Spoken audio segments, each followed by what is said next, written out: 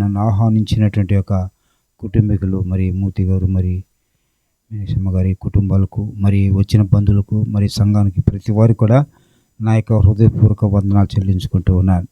వాస్తవం చెప్పాలంటే ఈ దిన నాకు మీటింగ్ ఉంది. మీటింగ్లో ఉండాల్సింది, కానీ ఎందుకంటే దేవుని యొక్క ప్రేరేపణ, ఎందుకంటే వెళ్ళాలా పోవాలని ఆలోచన కలిగి మరి వచ్చేసా. ఇక్కడికి వచ్చిన తర్వాత ఇక్కడ ఎందుకంటే పాస్టర్ అమ్మ గారు ఉన్నారు, అంటే వాళ్ళ ముందు అంటే మనం అవకాశం ఉంది. అయినప్పటికీ కూడా దేవుడు ఇచ్చిన అవకాశాన్ని వాడు అయినప్పుడు కూడా దేవుని కృపను బట్టి మరి మనల్ని ఆహ్వానించాక మరి కుటుంబీకులకు అందరూ కూడా ప్రభుని యేసు నామములో నాకు చెల్లించుకుంటా. మీకు చెప్పినాను, నేను పెద్ద మంచి వైద్యుని కాదండి, మామూలు సాటి లాంటి మామూలు మనిషి వ్యక్తినండి, కానీ నా దగ్గర ఏమీ లేదు, అంత దేవుని యొక్క శక్తి. దేవునికి స్తోత్ర. అయితే పిల్లలు గమనించండి, ఇప్పుడు నేను చెప్పలేదు, కానీ దావీదు మహారాజు ఒక మాట చెప్పాడు. మరి కుటుంబం పట్ల ఇదేంటి అడిగినప్పుడు, ఇక్కడ మీటింగ్ అంటే మేము ప్రార్థన పెట్టుకుంటున్నాము, ఖచ్చితంగా రావాలని చెప్పినప్పుడు ఎలాగైనా సరే, ఎందుకంటే దేవుడి ఏర్పాటు ఇది అనుకున్నాను నేను వాస్తవంగా. అందుకని సరే వెళ్దాము చూడండి, చాలా కాలం చూడండి అనుకుంటా ఉన్నా, రావాలనుకుంటున్నా, కానీ నాకు ఆరోగ్య పరిస్థితి రాక మాట్లాడలేక నా మాట కూడా కొద్దిగా మీకు కాస్త తడబడుతూ ఉండండి. అది కొద్దిగా అర్థం చేసుకోమని మనం చేస్తూ ఉన్నా. అయితే గమనించండి, దావీదు మహారాజు తన అనుభవం నుంచి ఒక చక్కని మాట సెలవిచ్చాడు. ఏంటంటే మరి 66వ సంకీర్తన 15వ వచనంలో ఒక మాట్లాడుతుంది. ఏమని మాట్లాడుతుందంటే, దేవుని యెహోవా యందు మరి క్షమించండి, దావీదు మహారాజు రాసినటువంటి కీర్తన 66వ సంకీర్తన ఒక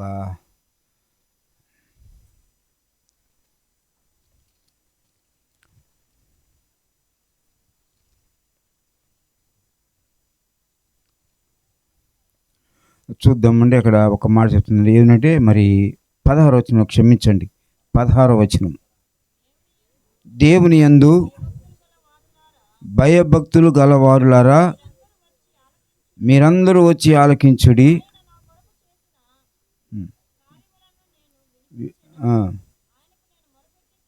నేను మొరపెట్టి తిని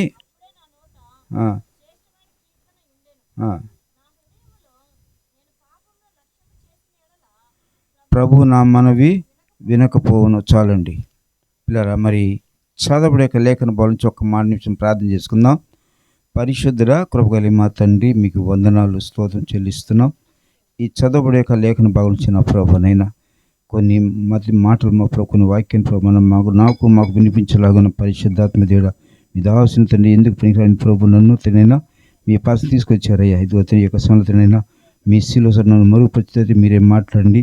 అది నా వాక్యాన్ని ప్రభానైనా వినిస్తుందైనా అది మాకు అందరూ కూడా వినిపించబడి ఈ యొక్క శబ్దం ద్వారా ఎంతమంది వింటున్నారో ప్రతి వాని హృదయం అది ఫలించి అభివృద్ధి చెందినైనా ఇదిగో మీ రాజ్యానికి వాసుల సహాయం దయచేయండి. కొద్ది మనలో మా ప్రభు అయిన యేసు నామములో అడుగుతున్నాను తండ్రి, హల్లెలూయా. ఇలా చూడండి, దావీదు మహారాజు తన అనుభవం నుంచి ఒక చక్కని మాట తెలపించాడు. ఎందుకంటే మరి కుటుంబంలో అనగా దేవుని యందు భయము భక్తి కలిగిన కుటుంబాలు మరి ఏ విధంగా అయితే ముందు సాగుతున్నారో ఆ కుటుంబాలు ఏ విధంగా ఆశ్రయించబడుతున్నది అనేది పరిశుద్ధ లేఖనంలో దావీదు మహారాజు అనుభవం నుంచి అద్భుత కార్యాలు చెలవిచ్చాడని చెప్తున్నాడు. ఎందుకంటే తన అనుభవంలో నేర్పించే ఒక పాఠాలే నేటి కాలంలో మనం కూడా అనుభవిస్తున్నాం. ఇలా ఎందుకంటే అందులో దేవుని యందు భయం 1, 2 ఉండే భయము ప్లస్ భక్తి. అంటే భయం ఎక్కడి నుంచి వస్తుందంటే మామూలుగా చెప్పేది లోకం కానీ దేవుని యొక్క వాక్యం ద్వారా భయం వస్తుంది. హృదయంలో భయం ఉంటే ఏదో సరే దాన్ని ఎంత దూరమైనా ఆశించబడతాను అన్నమాట. కాబట్టి యెహోవా యందు భయభక్తులు మీరందరూ వచ్చి ఆలకించుడి. అలాగనే ఆయన నా కొరకు చేసిన కార్యములు నేను వివరించేదను. ఎందుకంటే కుటుంబీకుల్లో దేవుని యొక్క కార్యాన్ని మరి చేస్తుంటే వారు పట్ల చేసిన ఒక మేలు జ్ఞాపకం చేసుకుంటూ వారొక్కరు అనుభవించకుండా మరి అనేక మంది కూడా ప్రజలు కూడా అనిపించి, ఎందుకంటే దేవుని నమ్మినందువల్ల యేసు ప్రభువును రక్షకుని అంగీకరించినందువల్ల కలిగి ఆశీర్వాదం ఏంటనేది మేము అనుభవించాను. కాబట్టి అది కూడా మీరు కూడా అనుభవించాలని చెప్పేసి ఒక చక్కని ఇక్కడ దేవుని నామమును పరుస్తూ ఒక కృతజ్ఞత కలిగి ఒక చక్కని కూడుకున ఏర్పాటు చేసుకున్న విధానం బట్టి మరి ప్రత్యేకించి యొక్క రాత్రికాల సమయంలో పరిశుద్ధాత్మ దేవుడు మాట్లాడుతున్నాడు. అందుకే చెప్పండి, ఆయన నా కొరకు చేసిన కార్యం నేను వివరించేదను. అంటే దేవుని యందు భయభక్తులు గలవారు మీరందరూ కూడా వచ్చి ఆలకించురు అంటున్నాడు. అదే ఆ మాట మనం చూసినప్పుడు మరి దావీదు మహారాజు రాసిన యొక్క కుమారుడైన సొలొమోను మహారాజు తాను అనుభవించి ఒక చక్కని మాట తెలియపరిచాడండి. అది చూసినప్పుడు 128వ మంచి సంబంధించిన జ్ఞాపించినట్లయితే 128వ సంఖ్యతో ఒకటి చూసినట్లయితే యెహోవా యందు భయభక్తులు కలిగిన వాడు ఇలాగున ఆస్వాదించబడును. మరి దాని కింద చూసినప్పుడు మనం కూర్చున్నట్లయితే అక్కడ మరి 5వ వచనం చూసినట్లయితే మాట్లాడుతుంది ఒక మాట, యెహోవా నిన్ను ఆశీర్వదించును. సియోను అనగా మరి ఎంతో సంతోషకరమైన సమాధానం, ఆనందం అండి. పిల్లరా, మరి దేవుడు యొక్క మంచి ఒక వాక్యం మనకి ఇచ్చండి. ఎందుకంటే దావీదు అనుభవం చూసినట్లయితే యెహోవా యందు భయభక్తుల వారు మీరందరూ వచ్చి ఆలకించినాడు. తన కుమారుడు యొక్క సొలొమోను మహారాజు తన అనుభవం ఒక మాట మాట్లాడుతున్నాడు. ఏంటంటే సియోను నిన్ను మిమ్మలను ఆశీర్వాదం ద్వారా వచ్చి కలిగిన లాభాలు ఏంటంటే మనం చూసింటే దేవుని యొక్క వాక్యం చూసే ప్రయోజనం జ్ఞాపకం చేసినట్లయితే పిల్లరా, మరి ఒక మాట చెప్తున్నాండి. దీన్ని కలిగిన వాళ్ళ ఆశీర్వాదాలు ఏంటంటే మరి చూద్దామండి. ఒక్క వాటి మనం చదువుకుందామండి. మరి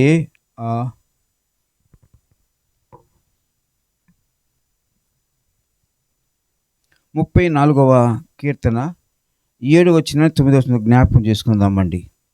చూడండి, ఎందుకంటే మరి ఆయన నా పట్ల చేసిన కార్యాలు ఏమిటో వివరించేది తెలియపరుస్తూ మరి కుటుంబీకులు కూడా మరి ఏ విధంగా కార్యం ఏర్పాటు చేసినది ఒక జ్ఞాపకం చేసుకున్నట్లయితే మరి 34వ అధ్యాయం కీర్తన 7వ వచనం 9వ వచనం మనం చదువుకుందామండి. ఒక్కసారి జ్ఞాపకం చేసుకుందాం. యెహోవా యందు భయభక్తులు గలవారి చుట్టూ ఆయన దూత కావలిను. ఎటువంటి ఒక ఆశీర్వాదం చూడండి, ఒక్కసారి జ్ఞాపకం చేసుకుందామండి. ఇది ఆయన నా పట్ల చేసిన ఆశ్చర్యకాలు బట్టి దేవుని యందు భయం కలిగి భక్తి కలిగి సాగిపోతున్నప్పుడు అక్కడ ఒక ఆశీర్వాదం ఏమొచ్చిందంటే అక్కడ దేవా ఆయన దూత కావలి ఉంచు. ఒక చక్కని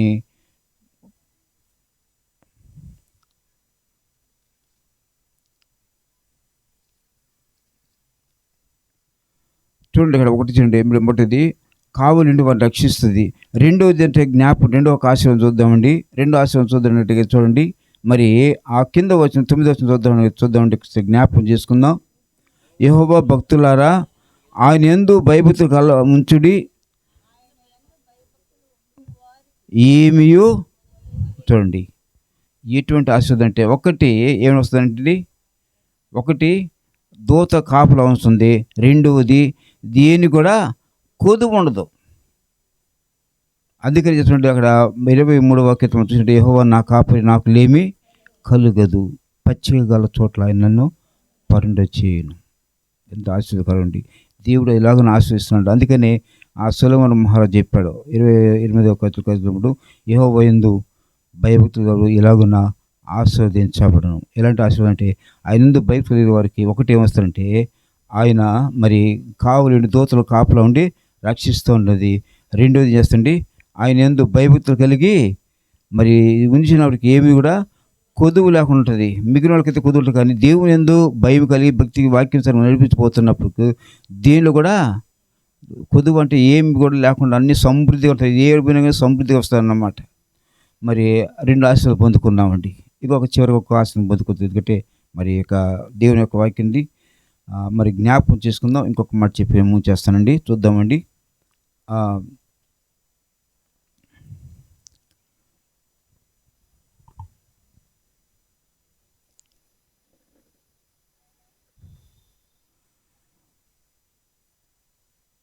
మరి సామెతల గ్రంథం జ్ఞాపకం చేసుకుందామండి. సొలొమోను మహారాజు రాసిన కీర్తనలు మరి సామెతల గ్రంథము ఒకసారి మనం జ్ఞాపకం చేసుకుందాం. మరి 10వ అధ్యాయం 27వ వచనం చదువుకుందామండి. ఒకసారి జ్ఞాపకం చేసుకుందాం.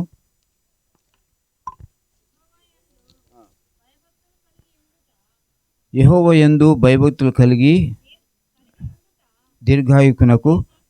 దీర్ఘాయువునకు మూల కారణం. చూడండి ఎంత ఆశీర్వదించండి. ఒకటేమో మనకు దూతల కాపురం ఉంటుంది. రెండవది ఉంటుందండి, దేనిలో కూడా మనకు కొదువు లేకుండా సమృద్ధి అనేది ఇస్తుంది. మూడోది ఏంటంటే పిల్లలు గమనించండి, మరి ఏం చేస్తుంది, దేవుని యందు భయభక్తులు కలిగిన వాడికి ఏముందండి, దీర్ఘాయువు. ఎవరికి ఇస్తారండి?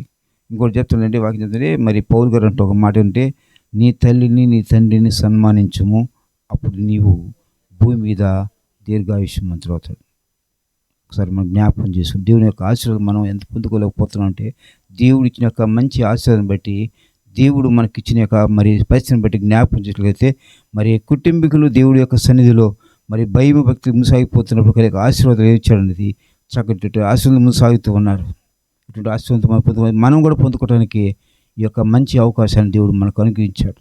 ఎందుకంటే మరి పనికిరాని మనులను భూమి మీద నిలబెట్టి ఒక మంచి ఒక పనిముట్టు చేసి పెట్టి మరి దేవుడికి మనకు కావాల్సిన సమస్తాన్ని సమృద్ధిగా ఇస్తున్నాడు. దేవునికి స్తోత్రం, హల్లెలూయా.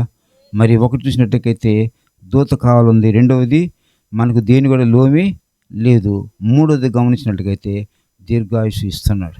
అదండి ఇంకొక మాట జ్ఞాపకం చేసుకుందామని చూద్దామండి. 113వ కీర్తన జ్ఞాపకం చేసుకుందామండి పిల్లరా. 113వ కీర్తన.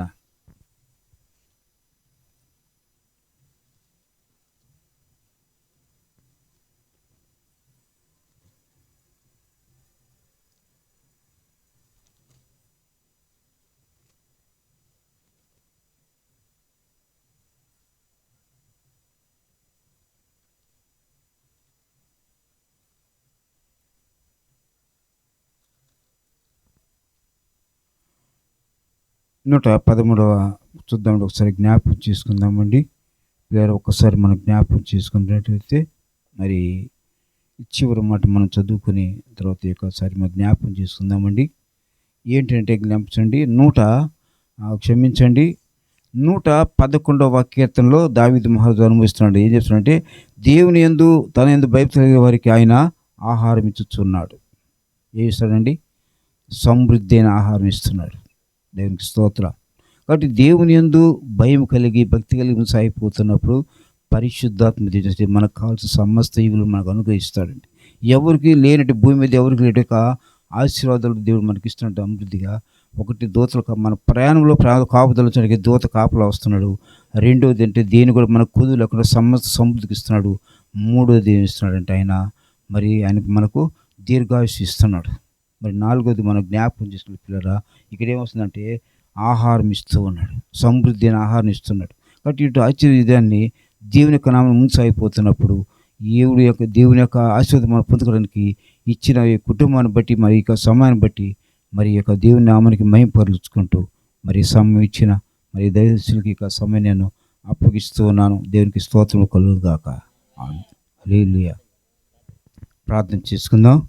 మహాగణుడ, పరిశుద్ధుడ, కృపగలిగి మా తండ్రి, మీకు వందనాలు స్తోత్రం చెల్లిస్తున్నా. పరిశుద్ధాత్మ దేవుడ, ఈ యొక్క సమయంలో ప్రభా నేను దాసుని ప్రభా మీరు నిలబెట్టుకుని ప్రభా నైనా మీ మాటల ద్వారా ప్రభా నేను మాతో మాట్లాడే విధానం మీకు స్తోత్రం తండ్రి. చెప్పడం యొక్క మాటల ప్రభా నైనా ఈ సౌండ్ ద్వారా మీరు శబ్దం ధరించిన ప్రతి బిడ్డ దర్శించిన ప్రభానైనా ఆ దాన్ని మీరు నమ్మితేనైనా మీద భయము కలిగి భక్తి సాగిపోయినది ఈ భూమి మీద ఏ వ్యక్తులు ఎటువంటి ఆశీర్వాదాలు ఎటువంటి దీవెనలు పొందుతున్న మధ్య వాక్యం మాట్లాడిన దేవా మీకు స్తోత్రం అవుతండి. ప్రతి బిడ్డ మీరు కదిలించమని ప్రార్థించే కాలు సమస్తాన్ని ప్రభావ వారి పరిమితి రక్షణ నడిపించబడి నిత్య రాజ్యానికి వాసన సహాయం దయచేయండి. మరి ప్రాముఖ్యంగా ప్రభావ కుటుంబాన్ని మీరు జ్ఞాపకం చేసుకునే ప్రభావ మీరు ఇచ్చిన దీవెనలు బట్టి స్తోత్ర కుటుంబంలో ఇంకా ముందుకు సోదరులు సహాయం దయచేయండి. మాత్రం ఎలాగైతే కార్యక్రమం మీరు అధ్యక్షించి మై పొందిన సహాయం దయచేయమని యేసు నామమున అడుగుతున్నాను తండ్రి. ఆమేన్.